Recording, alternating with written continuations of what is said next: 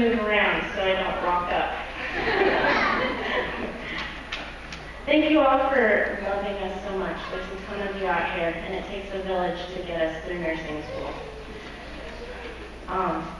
Also, I want to thank all the teachers and the administration who have been involved in our learning, investing your time and commitment into each of us. Your endless grace has more to do with our success than you realize. It reflects and models the type of patience and support that we're going to need to pass on to future students learning from us.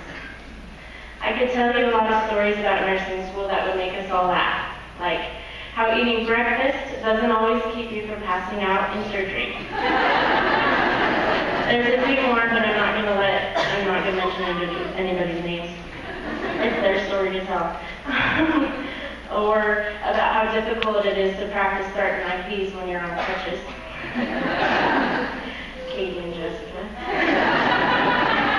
And some of us prefer hands-on learning. Bree and Katie. Congratulations on being such great incubators. And happy early Mother's Day.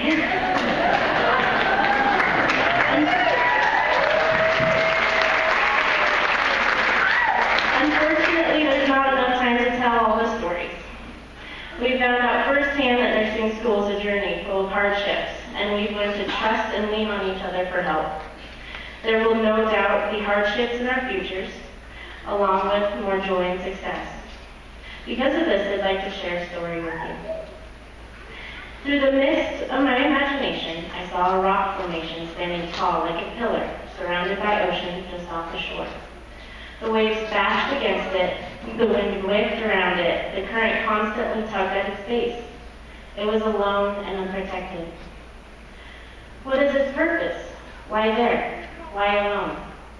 Disappearing in the fog, beaten by the storms, iced over in the winter, and scorched by the brutal summer sun, it remained unyielding to its surroundings.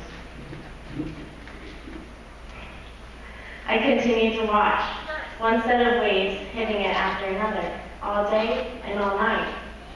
Each wave repeatedly forming, building, and piling into the rock, only to be fragmented and forced to swirl from the disruption of its momentum.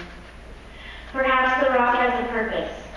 Maybe it stands there to change the shape of the waves. It affects the water flow as the current brings the tide in and out. Each wave comes toward shore as a unified force. The water smacks the rock and is forced to change because of it.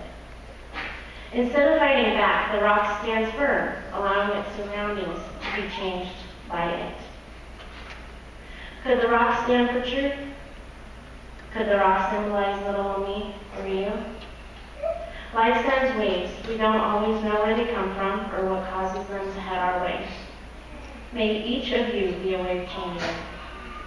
May each of life's waves and every person you come in contact with be changed because of your maker. When you feel as though you're standing alone and wonder why you must endure the hardship, frustration, and confusion that life sends your way, may you always remember to stand firm and have faith. God always has a purpose. I find comfort in Jesus' words and I pass them on to you. These things I have spoken to you, that in me you may have peace.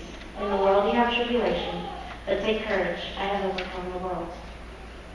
Congratulations, everyone on the job well done. Rock on and enjoy this homework-free night.